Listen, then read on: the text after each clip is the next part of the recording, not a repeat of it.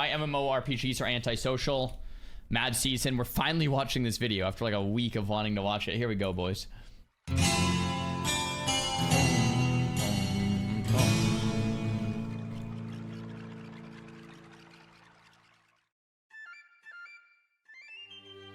Is it true you bench 315? We have to get that question before the video. No, I've never benched 315. My best bench is 290. We're 25 pounds off. All right, let's keep watching. Hey guys, what's up? Mad Season here, back with another video for you. MMOs are a unique genre of game in the sense that they're one of the most player dependent. While there are countless multiplayer games out there where you can play with friends or strangers, it's often optional, and the game as a whole is designed to be completed from start to finish solo. And while there's much to do in MMOs solo, they seem to be unique in the sense that other players aren't really even an option, but instead a requirement. Even if you're not interacting with them in any way, their existence is still crucial, which may not sound logical at first, but I'll ask you this. If every single other person playing your MMO quit, and you were the only one left, would you continue to play? Absolutely not. Like the main reason I started pushing rank 1 in Gladiator and, you know, being top in video games is because I want to AFK outside the city on my cool ass mount, because you know everybody's looking at your cool ass mount with your cool transmog, with your elite gear and your epic gear that nobody else can get because they're noobs, and you put the time in to get good and they're looking at your gear and it's like sheesh, and you're like, yeah, I earned this because I'm a giga chad because I play the game all day. And like, yeah, once everybody quits, then you go outside and no one's inspecting you anymore because no one's playing the game, and all your achievements and your achievement points and your mounts and your titles and your gear and your it all means nothing because nobody's on anymore. Group-based content aside, such as raiding, dungeons, and PvP, the value of your gameplay is drastically reduced. Why would you get that ultra-rare mount if there's no one to show it off to? Why farm gold if there's nothing to buy in the auction house? Rare achievements to be proud of no longer exist because now either 0% of the players have them or 100% have them. How much damage you deal, how good of a tank or healer you are, everything in MMOs is relative to your fellow player. So if they don't exist, there's little reason to play other. That's why I usually say the best MMO is usually the most popular one, for the simple reason there's more players on. When there's more players on, it gives more meaning to everything you do. So when there's like a new exciting server launch or a new hype game mode like Kata came out, or Mop Remix, or obviously War Within coming out, or like Hardcore when everyone was playing, it's fun to play an MMO that's popping off because everyone else is playing, and it gives inherent value to everything you're doing. And it's exciting because when you get an achievement other people are also going for, then you have this sense of connection with other players because it's like, oh, you got that achievement, or or like you look at your friend who got the achievement and I'm still working on that, and that's cool. How did you get that? You know, let me share tips and tricks with you. It's a social, like, it's just better. It's just great. But when people start to quit, it's the inverse of all of those things. So it kind of starts to suck. Than to explore an empty world with nothing but NPCs to talk to. So this relationship between the players has served as a core foundation of the genre since its inception. But despite this, something you hear quite often today is how antisocial they've become, or some would even say toxic. Well, that's the what, but what about the why? Welcome to episode 3 of MMO Theory, a series where we analyze the MMORPG genre. I love this series. And today we seek to answer why people are saying MMORPGs are not as social as they once were. So the entire discussion of this video will be based... Someone in the chat says, I feel like Mad Season videos have been negative towards WoW. Maybe I'm delusional, but this has not been negative towards WoW at all yet. We're 2.5 minutes in. I haven't watched the whole video, but he's being very analytical and starting a conversation about the difference between MMORPGs today and how they were, and the differences and what might make them more or less social than they used to be. That doesn't scream negativity to me. that's a conversation being had. Yeah. Around the following concept. If people are seen as assets, they'll be treated as assets. And if people are seen as obstacles, they'll be treated as obstacles. Commonly, MMOs during their early years operated on the weak tie interdependence model, which is a concept in sociology where other people who you may not even know are critical to your success. Maybe it's a tank you find in looking for group chat who tanks the bosses for you, or maybe it's somebody with the tailor profession who sells you bags for inventory space, or even something as benign as their existence is used as a marker for comparison of performance. Sheesh. If these people That's deep. who you don't even know nor even interact with didn't exist, your success would either be hindered or halted altogether. And this model proved to be quite effective in the early years of the MMO.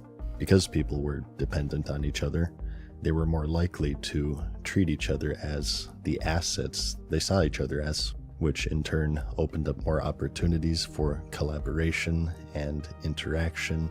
Well, yeah, I mean, so the big example I always use when I talk about this is dating culture, right?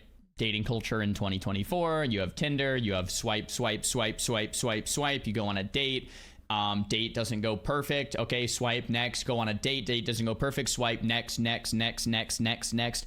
You have so many options that it's harder to stick around when things go not perfectly, right? It's like, oh well, let me just choose someone else then, right?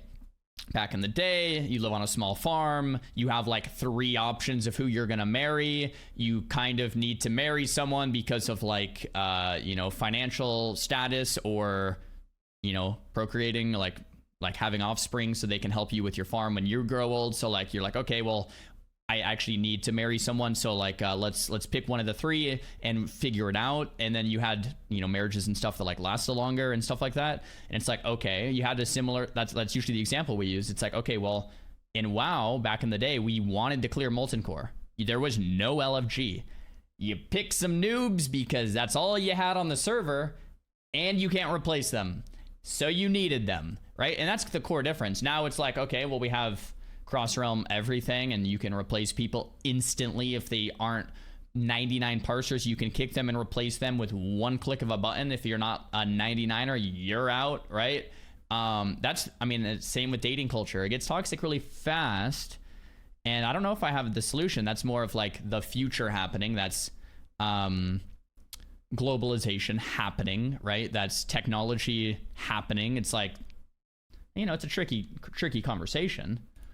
So really, to understand why MMOs have become more antisocial and toxic, we have to analyze why people now see their fellow players as obstacles instead of assets. There's no one single reason for this, and our answers lie not only with how the players have evolved over the years, but also the environment. Another core pillar of MMOs is change and the unknown. It is a genre of game where the finish line is constantly dangled in front of the player like a carrot, and when they take a step towards the carrot, it is taken a step away. Although today, it's a pretty transparent design philosophy. In its birth, it was pretty well obfuscated by the unknown and the intimidation that the genre once held. Sure. Players didn't have time to question why they were playing, nor did they have any reason to. They simply played because it was enjoyable, and because there's something new to discover around every corner. Familiarity is the villain of the MMO, because unfamiliarity brings challenge and intimidation to create these dependencies. In the late 90s and early 2000s, as technology improved and computers had started to become more affordable and standard to households, people for the first time were able to interact from others from across the globe. Multiplayer games were common, but massively multiplayer games, where people explore this shared, persistent world and build these online communities and take on large-scale group-based content, was brand new, so it was therefore fresh, it was exciting, and it was unknown. Many reminisce fondly to the early days of World of Warcraft, for instance, where somebody is always asking for help on how to find Mankirk's wife, or people are discussing the latest or upcoming patch. Server communities interacted with each other on the Realm forums, and guild chat was always active.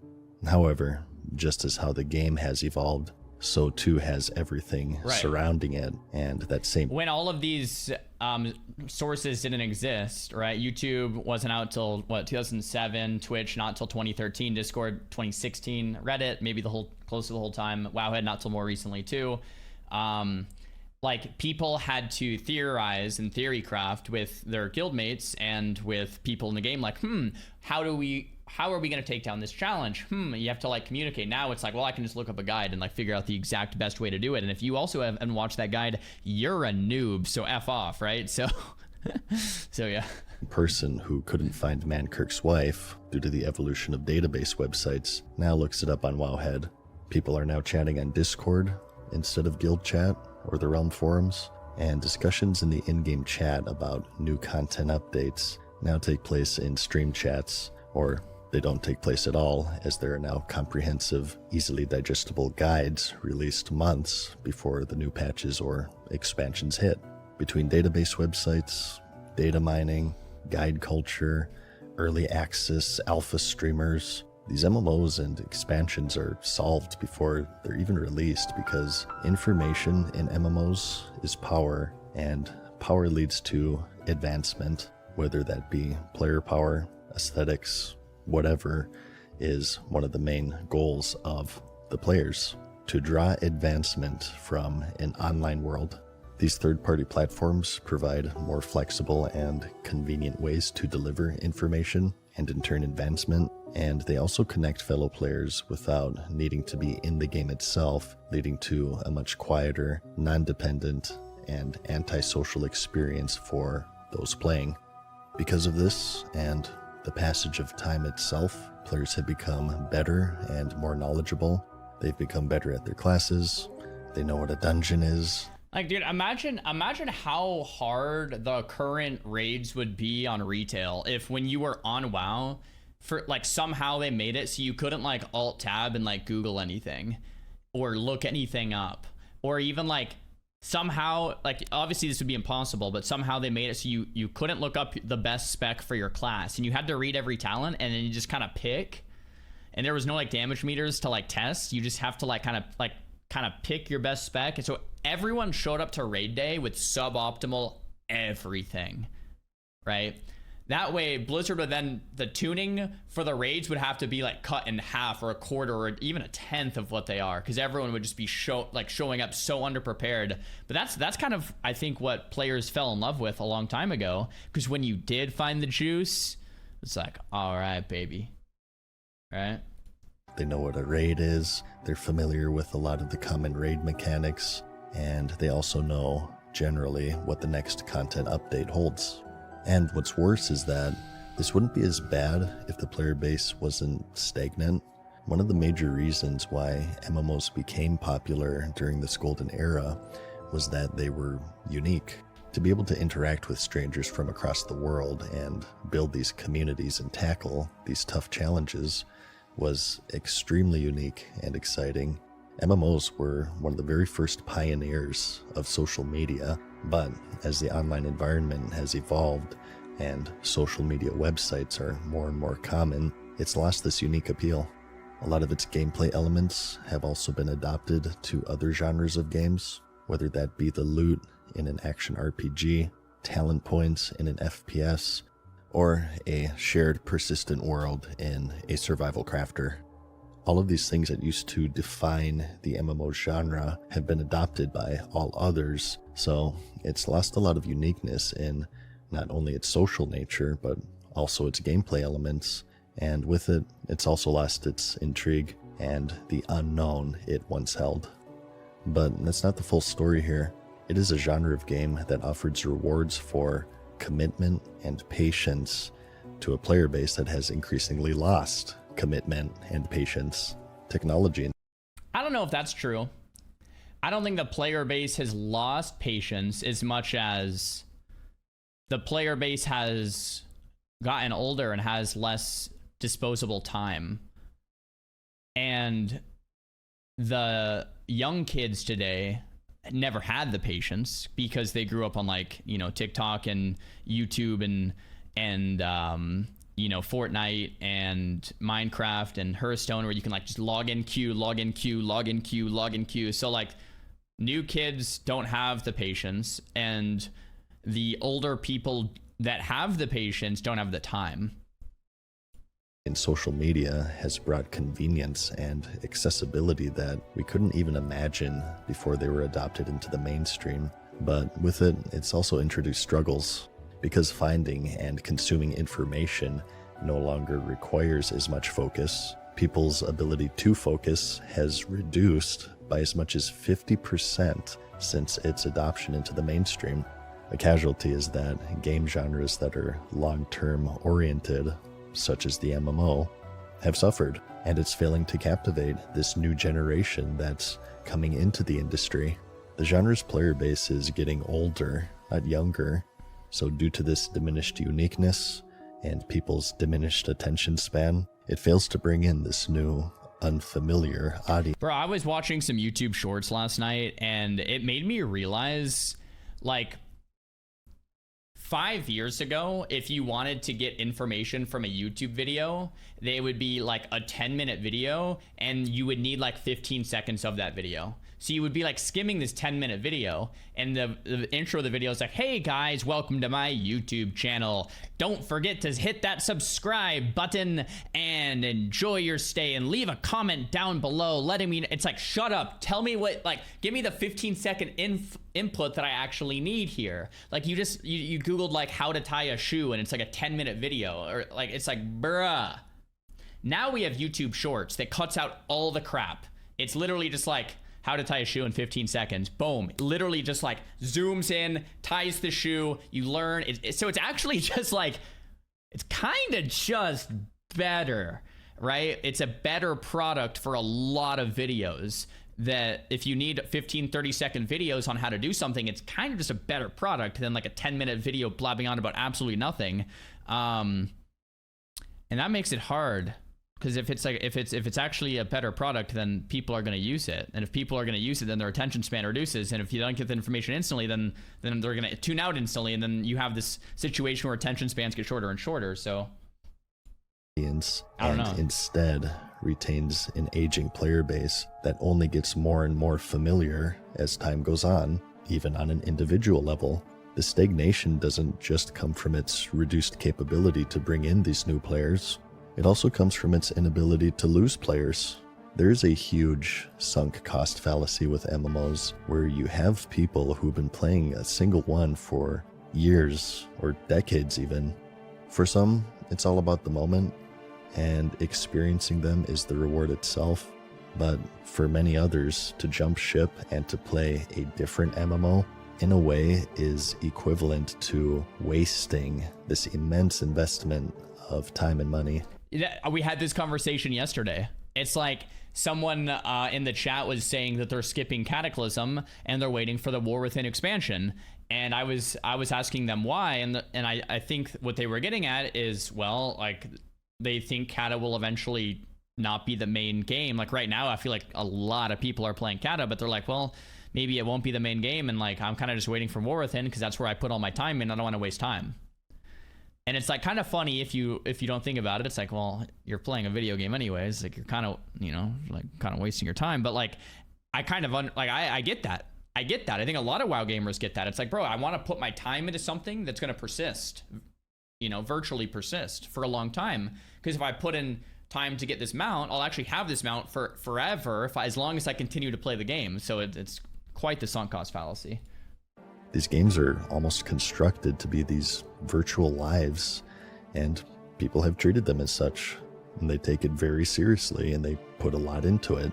So not only is the genre failing to bring in unfamiliar players, within itself, these new MMOs are failing to seduce this aging player base from the ones that they are quite intimately familiar with, due to how much they have invested into it.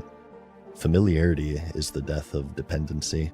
It breaks this weak tie interdependence model that the genre used to be crafted around, and because of this, there's no more push to ask for help, to ask questions, or to interact with. Yeah, so familiarity is bad for MMOs because there's nothing to discover. That's one of the reasons why like the New World chart peaked so high. I remember when New World came out, it wasn't like super talked about for years and years and theory crafted and betas and alphas and all this stuff, to where when it came out, everyone already basically knows what they're getting.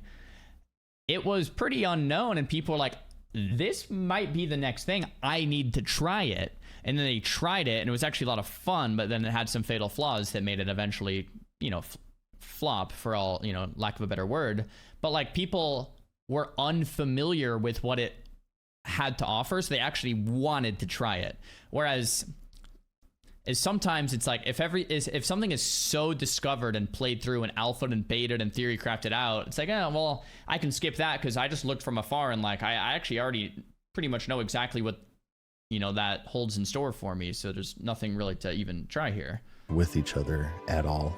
And this itself has created another problem, perhaps in an attempt to attract this TikTok Zoomer generation into stepping into the genre. One of the reasons why MMOs now feel antisocial is that they're simply designed to be antisocial.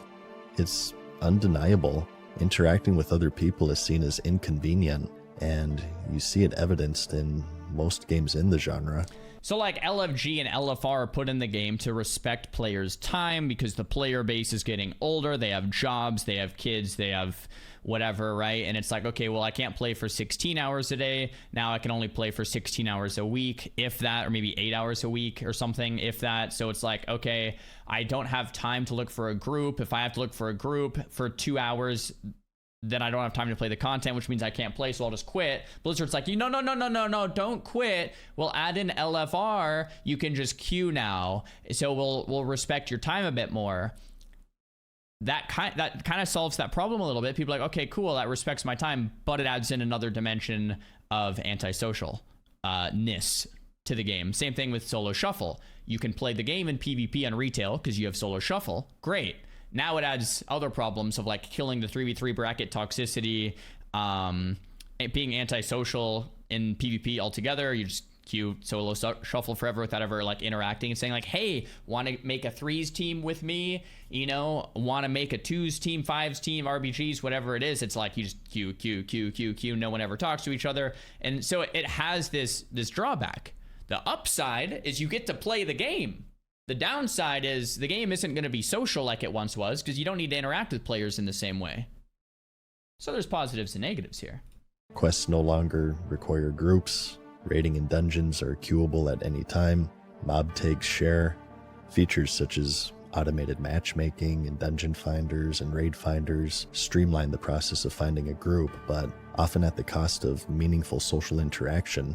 These systems tend to create temporary groups focused on completing content as quickly as possible, with little to no emphasis on communication or forming lasting relationships.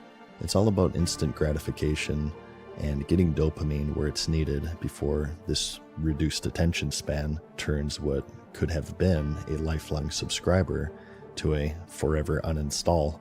And so what this demands is a design that is simple, streamlined, and convenient, and reintroducing the requirement of other players to find success is not simple, it's not streamlined, nor is it convenient. So, all of this is to say, whether it be the environment around MMOs evolving and sapping away their social ability, whether it be retaining a player base that only becomes more and more familiar with them as time goes on, or whether it be the developers designing them this way, they've become very antisocial. Gone is the unknown, and with it, the dependence. If you're seen as an asset, you'll be treated as such, and if you're seen as an obstacle, you'll be treated as such.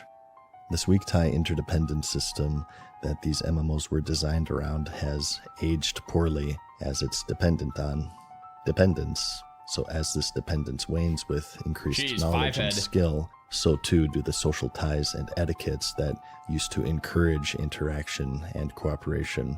And as a result, what you're left with is what is probably one of the most antisocial, social-based genres to exist. Hey, yeah. Like the video if you liked it. It's a great video. Because I'll see you in the next one. What a great topic, man. So The internet exists.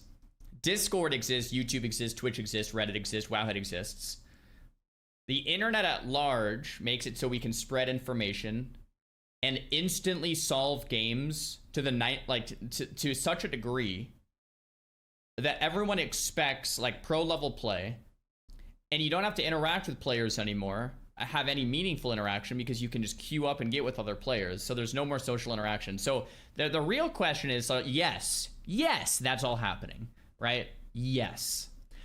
Now the real question is, what do you do if you're Blizzard, or what do you do to combat this? If you take away LFR, LFG in solo shuffle, now players don't have their way to play the game anymore, and they quit anyway because they don't have the time. I don't have the answer. That is a very tricky one, and that's probably the question Blizzard's spending a lot of time thinking about. And they're probably like, well, you know, it comes with the drawback of having our game antisocial, but at least we keep players. So let's put in things like solo shuffle. Let's put in things like Battleground Blitz. Let's put in things like Delves. Let's make our game a solo play game so people can play, respect their time, and that just means our MMO will be a little less social than it used to be. That's probably their solution. That's probably their solution. Is yeah, it's part of what's gonna happen. Maybe that's the right solution. I don't know. It's a tricky one, man. It's a really tricky one. Maybe it is the right solution, you know? You put these things in so people can at least play the game. I have a bit of a different perspective. I'm a streamer. I have a bunch of friends that are also streamers. We played together for a very long time. If I log in and look for some arenas, I can usually be like, hey, Peekaboo, do you need help, you know, boosting your arena rating? And he's like, sure. And then I invite him up and I help him out. You know, like it's this really simple interaction. But if you don't have friends that play anymore, you're just going to sit in LFG for hours. It's going to take a long time to actually find someone. It's much easier to Battleground Blitzer and solo shuffle, right? Or to LFR.